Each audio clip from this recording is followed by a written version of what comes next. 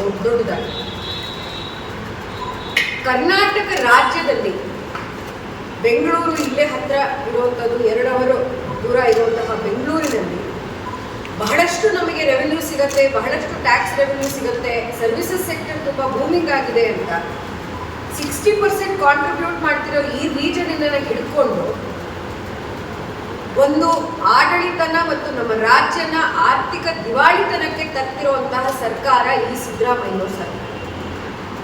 ಯಾವ ಅಭಿವೃದ್ಧಿ ಯೋಜನೆಗಳು ಏನೇ ಒಂದು ಶುರು ಮಾಡದೆ ತನ್ನ ಪಕ್ಷದ ಸದಸ್ಯರು ಮತ್ತು ಸಂಸದರು ಮತ್ತು ಅವರ ನಾಯಕರೇ ಬಂದು ಹೇಳಿದ್ದಾರೆ, ಯಾವುದೇ ಅಭಿವೃದ್ಧಿ ಕೆಲಸಗಳು ನಡೀತಾ ಇಲ್ಲ, ಒಂದು ಬುದ್ಧಿ ಪೂಜೆ ನಡೆದಿಲ್ಲ, ರೋಡ್ ಡೆವಲಪ್ಮೆಂಟ್ಗೆ ದುಡ್ಡು ಬಂದಿಲ್ಲ, ಇದ್ಯಾವುದು ನಡೀದೇ ಇರುವಂತಹ ಸಂದರ್ಭದಲ್ಲಿ ಅದೇ ಗ್ಯಾರಂಟಿ ಮತ್ತೆ ಅದೇ ಅವರ ಯೋಜನೆಗಳಿಗೆ ಮಾತ್ರ ದುಡ್ಡು ಬಕೆಟ್ ಮಾಡ್ಕೊಂಡಿಟ್ಟು ಯಾರು ಬಜೆಟ್ ಬ್ರಹ್ಮ ಅಂತ ಕರ್ಕೋತಾರೋ, ನಾನು ಇಷ್ಟು ಬಜೆಟನ್ನು ಬಂಧಿಸಿದ್ದೀನಿ, ನಾನು ಅಷ್ಟು ಬಜೆಟನ್ನು ಬಂಧಿಸಿದ್ದೀನಿ ಅಂತ ಕರ್ನಾಟಕವನ್ನ ಒಂದು ಆರ್ಥಿಕ ದಿವಾಳಿತನಕ್ಕೆ ಕರ್ಕೊಂಡು ಹೋಗ್ತಿರುವಂತಹ ಈ ಒಂದು ಮುಖ್ಯಮಂತ್ರಿಯ ವಿರುದ್ಧ ನಾವು ಹೋರಾಟ ಮಾಡ್ತಾ ಇದ್ದೀವಿ.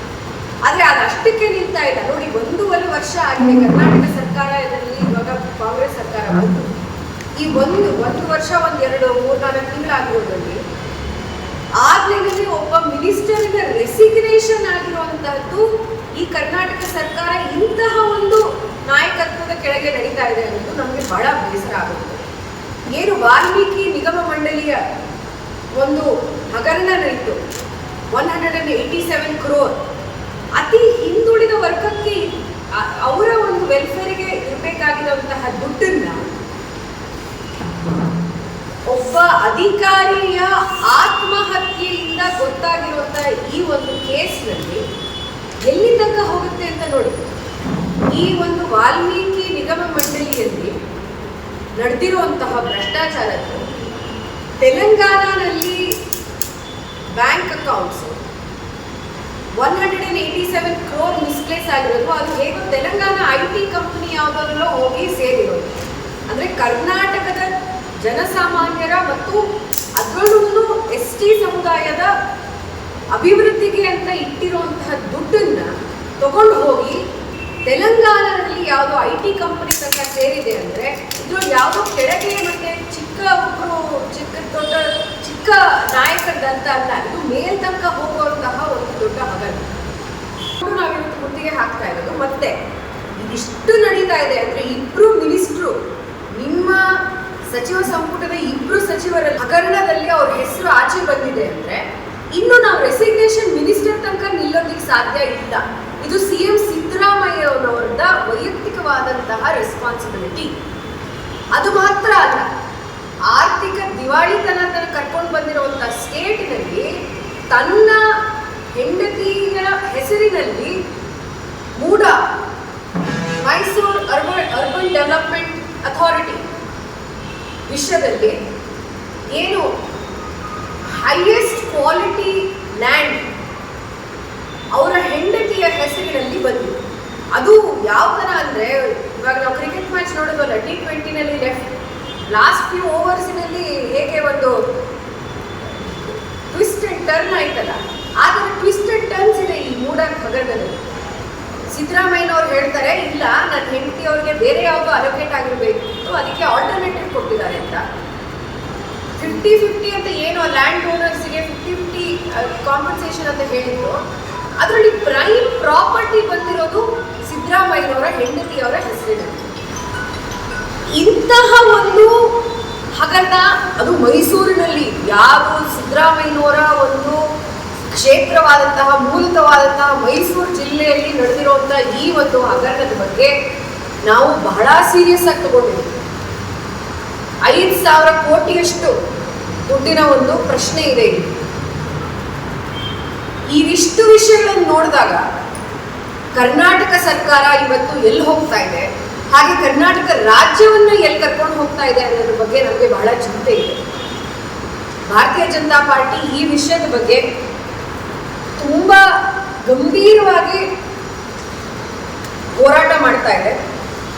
14 ಸೈಟ್ಸ್ ಕೂಡ ಹಗರಣದಲ್ಲಿ 14 ಸೈಟ್ಸ್ ಏನಿದೆ ಅದ್ರ ಬಗ್ಗೆ ನಾವು ಪೂರ್ತಿಯಾದಂತಹ ಮಾಹಿತಿ ಶ್ರೀವತ್ಸ ಅವರು ಮೈಸೂರಿನಲ್ಲಿ ಆಗಲೇ ಒಂದು ಪ್ರೆಸ್ ಕಾನ್ಫರೆನ್ಸ್ ಅನ್ನು ಮಾಡಿ ಅದನ್ನು ನಾವು ಬೆಂಗಳೂರಲ್ಲಿ ಯಾವ ಕರೆಕ್ಟ್ ಲಾ ಎನ್ಫೋರ್ಸ್ಮೆಂಟ್ ಅಥಾರಿಟೀಸ್ ಇದೆಯೋ ಅವ್ರು ತಗೊಂಡು ಬಂದು ನಮ್ಮ ಒಂದು ಡಿಮಾಂಡ್ ಏನು ಅಂದರೆ ಇಂತಹ ವಾಲ್ಮೀಕಿ ನಿಗಮ ಮಂಡಳಿ ಹಗರಣ ಇರ್ಬೋದು ಅಥವಾ ಈ ಒಂದು ಹಗರಣ ಇರ್ಬೋದು SIT ಜೊತೆಗಿದ್ರೆ ಅದು ಒಂದು CBI ಎಂಕ್ವೈರಿ ಆಗಬೇಕು. ಸಿದ್ದರಾಮಯ್ಯನವರನ್ನ CBIಯಲ್ಲಿ ಕ್ವೆಶ್ಚನ್ ಮಾಡಿ ಎಂಕ್ವೈರ್ ಮಾಡಬೇಕಾದಂತಹ ಪರಿಸ್ಥಿತಿ ಇವತ್ತು ಇದೆ. ಯಾಕೆ ಅಂದರೆ ಸ್ವತಃ ಸಿದ್ದರಾಮಯ್ಯನವರೇ ಇದರಲ್ಲಿ ಬಹಳಷ್ಟು ವಿಷಯ ಎರಡು ಹಗರಣದಲ್ಲೂ ಅವರ ಹೆಸರು ಬಂದಿರೋದ್ರಿಂದ ಅವರೇ ಜವಾಬ್ದಾರಿ ಅಂತ ನಾವು ಹೇಳೋದು. SIT ಎಂಕ್ವೈರಿ ಸಾಕಾಗೋದಿಲ್ಲ, CBI ಎಂಕ್ವೈರಿ ಬೇಕಾಗಿದೆ. ಮತ್ತೆ CBI ಎಂಕ್ವೈರಿ ವಾಲ್ಮೀಕಿ ನಿಗಮ ಮಂಡಳಿ ಹಗರಣದಲ್ಲಿ ಬರೀ ಅದು ಆರ್ಥಿಕ ಪರಿಸ್ಥಿತಿಗೆ ಮಾತ್ರ ಅಲ್ಲ, ಒಬ್ರು ಆಫೀಸರ್ನ ಆತ್ಮಹತ್ಯೆ ಆಗಿದೆ, ಕ್ರಿಮಿನಲ್ ಇಶ್ಯೂಸ್ ತಗೊಂಡು CBI ಎಂಕ್ವೈರಿ ಆಗಬೇಕಾಗಿರೋದು ಅಂತ ನಮ್ಮ ಒಂದು ಕೇಳಿಕೆ. ಇದನ್ನು ಬಿಟ್ಟು ಯಾವ 7th ಪೇ ಕಮಿಷನ್ನಿನ ಕಮಿಟ್ಮೆಂಟ್ಸ್ ಇದೆಯೋ 1,30,30,000ಕ್ಕಿಂತ ಜಾಸ್ತಿ ಆಗಿರುವಂತಹ 7th ಪೇ ಕಮಿಷನ್ ಕಮಿಟ್ಮೆಂಟ್ಸನ್ನು ಪೂರೈಸೋದಕ್ಕೆ ಈ ಸರ್ಕಾರ ಎಲ್ಲಿಂದ ದುಡ್ಡನ್ನು ತಗೊಂಡು ಬರುತ್ತೆ? ರೆವೆನ್ಯೂ ಜನರೇಷನ್ ಕಡಿಮೆ ಆಗಿದೆ. ಇದನ್ನು ನಾವು ನೋಡ್ತಾ ಇದ್ದೀವಿ. ಏನು ಬಜೆಟ್ನಲ್ಲಿ ರಿವೈಸ್ಡ್ ಎಸ್ಟಿಮೇಟ್ಸ್ ಬಂತು ಅದಕ್ಕಿಂತ ಆ್ಯಕ್ಚುಯಲ್ಸ್ ಮತ್ತೆ ಕಡಿಮೆ ಅಂತ ನಾವು ನೋಡ್ತಾ ಇದ್ದೀವಿ. ಹಾಗಾಗಿ 7th ಪೇ ಕಮಿಷನ್ ಕಮಿಟ್ಮೆಂಟನ್ನು ಫುಲ್ಫಿಲ್ ಮಾಡೋದಕ್ಕೆ ಈ ಸರ್ಕಾರಕ್ಕಾಗತ್ತಾ? ಅದು ಮಾಡ್ತಾರೆ ಅಂದರೆ ನಿಮಗೆ ಗೊತ್ತಿರಬಹುದು, ಒಂದು ಇಂಟರ್ನ್ಯಾಷನಲ್ ಕಂಪನಿಗೆ 9 ಕೋಟಿ ಕೊಟ್ಟು ರೆವೆನ್ಯೂ ಜನರೇಷನ್ ಹೇಗೆ ಜಾಸ್ತಿ, ಏನು ಗ್ಯಾರಂಟಿ ಫುಲ್ಫಿಲ್ ಮಾಡ್ತೀವಿ? ಅದಕ್ಕೆ ನಾವು ಬರೀ ಹೇಳ್ಬಿಟ್ಟಿದ್ದಾರೆ ಜನಕ್ಕೆ ಗೊತ್ತು, ಅದಕ್ಕೆ ದುಡ್ಡು ಎಲ್ಲಿಂದ ಬರುತ್ತೆ ಅಂತ 100% ಯೋಚನೆ ಮಾಡಿಲ್ಲ. ಇವಾಗ 1ನೇ ತಾರೀಕು ಜುಲೈ ಪ್ರಧಾನಮಂತ್ರಿ ಮೋದಿ ಅವರು ನಿನ್ನೆ ತಮ್ಮ ಲೋಕಸಭಾ ಭಾಷಣದಲ್ಲಿ ಹೇಳಿದಂಗೆ ಇವತ್ತು 1ನೇ ತಾರೀಕು ಆ ಖಟಾಖಟ್ ದಿವಸ್ ಅಂತ ಹೇಳ್ಬೋದು. ತಮ್ಮ ಲೋಕಸಭಾ ಭಾಷಣದಲ್ಲಿ ಹೇಳಿದಂಗೆ ಇವತ್ತು 1ನೇ ತಾರೀಕು ಆ ಖಟಾಖಟ್ ದಿವಸ್ ಅಂತ ಹೇಳ್ಬೋದು. ರಾಹುಲ್ ಗಾಂಧಿ ಅವರು ಕಟಾಕಟ್ ಅಂತ ಹೇಳ್ಕೊಂಡು ಬಂದಿದ್ದು ಏನು ದುಡ್ಡು ತಕ್ಷಣ 8,500 ರೂಪಾಯಿ ಎಲ್ಲರಿಗೂ ಮನೆಗೆ ಹೋಗುತ್ತೆ ಅನ್ನೋದು. ಕರ್ನಾಟಕದಲ್ಲಿ ನಿಮ್ದು ಆಡಳಿತ ಇದೆ, ಎಲ್ಲ ನಡೀತಾ ಇದೆ ಕಟಾಕಟ್. ಮೊನ್ನೆ ಲಕ್ಷ್ಮೀ ಹೆಬ್ಬಾಳ್ಕರ್ ಅವರು ಬಂದು ಹೇಳಬೇಕಾಗಿತ್ತು, ಸಚಿವೆ ಇಲ್ಲ ಗೃಹಲಕ್ಷ್ಮಿ ದುಡ್ಡು ಬರುತ್ತೆ ಎಲೆಕ್ಷನ್ ಟೈಮಲ್ಲಿ ನೀವೇನು ಎಲ್ಲ ಒಟ್ಟಿಗೆ ಕೊಡ್ತಿದ್ರು, ಇವಾಗ ದುಡ್ಡು ಎಲ್ಲಿ ಅದು ಬರೋದಕ್ಕೆ? ಅದಕ್ಕೆ ನೀವು ಜಾಸ್ತಿ ಮಾಡಿರೋದು, ಹಾಲಿಂದು ಬೆಳೆ ಜಾಸ್ತಿ ಮಾಡಿರೋದು, ಸ್ಟ್ಯಾಂಪ್ ಡ್ಯೂಟಿ 30% ಅಷ್ಟು ದುಡ್ಡು ಜಾಸ್ತಿ ಮಾಡಿರೋದು, 50 ತನಕ ಹೋಗಿದೆ ಒಂದೊಂದು ಕಡೆ. ಯಾವ ವಿಷಯದಲ್ಲಿ ಯಾವ ವಸ್ತುವಿನಲ್ಲಿ ಬೆಲೆ ಏರಿಕೆ ಆಗಿಲ್ಲ ಇವತ್ತು. ಇದೆಲ್ಲ ಯಾತಕ್ಕೆ ನೀವು ಮಾಡ್ತಾ ಇರೋದು? ಒಂದು ರಾಜಕೀಯವಾಗಿ ಯೋಚನೆ ಮಾಡಿ ಬಿಟ್ಟಿರುವಂತಹ ಯೋಜನೆಗಳು ಹೊರತು ಇದು ಜನರ ನಿಜವಾಗ್ಲೂ ಅವರಿಗೆ ಸಹಾಯ ಆಗ್ತಾ ಇದೆಯಾ ಅಥವಾ ನಿಜವಾಗ್ಲೂ ಜನರಿಗೆ ಏನಾದರೂ ಅಭಿವೃದ್ಧಿ ಬೇಕಾಗಿದೆ? ಯಾವ ತರ ಅಭಿವೃದ್ಧಿ ಬೇಕಾಗಿದೆ? ಇಂತಹ ಯಾವುದೇ ಒಂದು ಆಡಳಿತ ನಡೆಸ್ತಾ ಇಲ್ಲ. ನಿಮ್ಮ ರಾಜಕೀಯಕ್ಕೆ ಬೇಕಾಗಿರುವಂತಹದ್ದು ಮಾತ್ರ ನೀವು ಮಾಡ್ತಾ ಇದ್ದೀರಾ. ಅದು ಕರ್ನಾಟಕದ ರಾಜಕೀಯ ಮಾತ್ರ ಅಲ್ಲ, ತೆಲಂಗಾಣ ಮಹಾರಾಷ್ಟ್ರದಲ್ಲಿ ನೀವು ಎಲೆಕ್ಷನ್ ಗೆಲ್ಲಬೇಕು ಅಥವಾ ಎಲೆಕ್ಷನ್ಗೆ ಬೇಕಾಗಿರುವಂತಹ ದುಡ್ಡನ್ನ ಇಲ್ಲಿಂದ ತಗೊಂಡು ಹೋಗ್ತಿರುವಂತಹ ಒಂದು ಆಕ್ಯುಸೇಷನ್ ಇದೆ. ಇದು ಬಹಳ ಗಂಭೀರವಾದಂತಹ ಒಂದು ಆಕ್ಯುಸೇಷನ್. ಕಾಂಗ್ರೆಸ್ ಸರ್ಕಾರ ಕರ್ನಾಟಕವನ್ನ ತನ್ನ ATM ಮಾಡಿದೆ ಅನ್ನೋದು ನಮ್ಮ ದೊಡ್ಡ ಒಂದು ಆಕ್ಯುಸೇಷನ್. ಇವತ್ತು ನಾನು ತುಮಕೂರು ಜಿಲ್ಲೆಯಲ್ಲಿ